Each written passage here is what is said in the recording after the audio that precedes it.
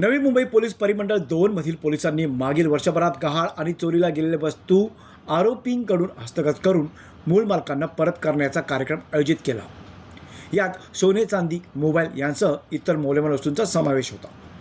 तब्बल 69 लाखांचा मुद्देमाल यावेळी मूळ मालकांना परत करण्यात आला असून या कामगिरीबाबत मूळ मालकांनी पोलिसांचे आभार व्यक्त करताना अनेकांनी आम्ही आमच्या वस्तूंची आशाच सोडून दिली असताना आम्हाला परत केल्याने पोलिसांनी खूप चांगली कामगिरी केली असल्याचे सांगितले आहे।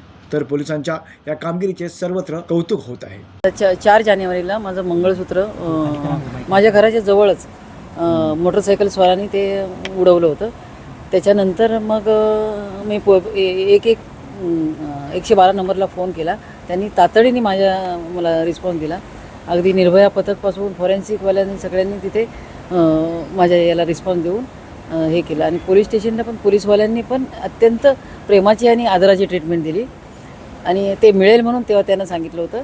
पण मी त्याचा विषय सोडून दिला होता, कारण असं कधी होत नाही असं मला बाकीच्या पण लोकांच्या अनुभवातून सांगितलं होतं। पण ही जी माझं मंगळसूत्र गेलं त्याच्या पाठीमागे काहीतरी माझ्या भावना होत्या की माझे वडील जे पोलीस होते त्यांनी ते करून दिलं होतं त्यांच्या रिटायरमेंटच्या याच्यातून।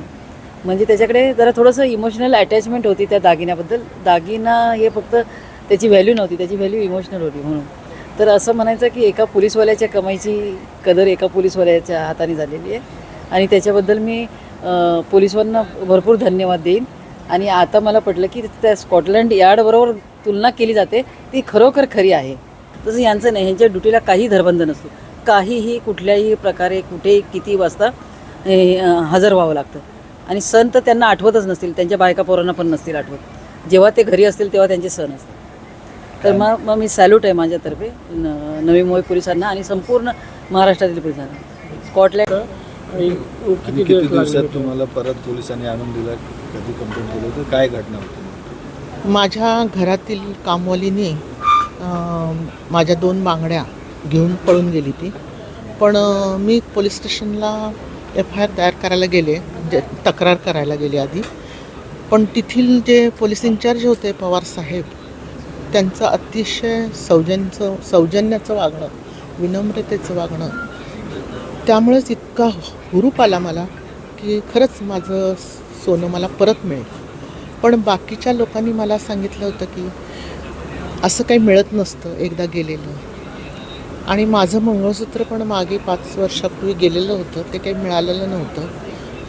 पण पवारसाहेबांनी जो मार्गदर्शन आणि त्यांच्या टीमनी, पाटील म्हणून ऑफिसर, त्यांनी जी कामं केलीत ना, आणि सगळे पोलीस म्हणजे जे आहेत त्या टीमचे पवारसाहेबांना माझा सॅल्यूट।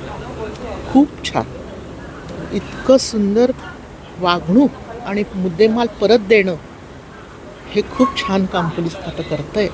गेलं माझं 15 दिवस, पोलिसांनी महिनाभरात दिलं, तत्परतेनं दिलं। नवी मुंबई पोलीस आयुक्तालयातील परिमंडळ 2 मधील CBD विभाग अंतर्गत आज आपण मुद्देमाल हस्तांतरण कार्यक्रम आयोजित केला होता।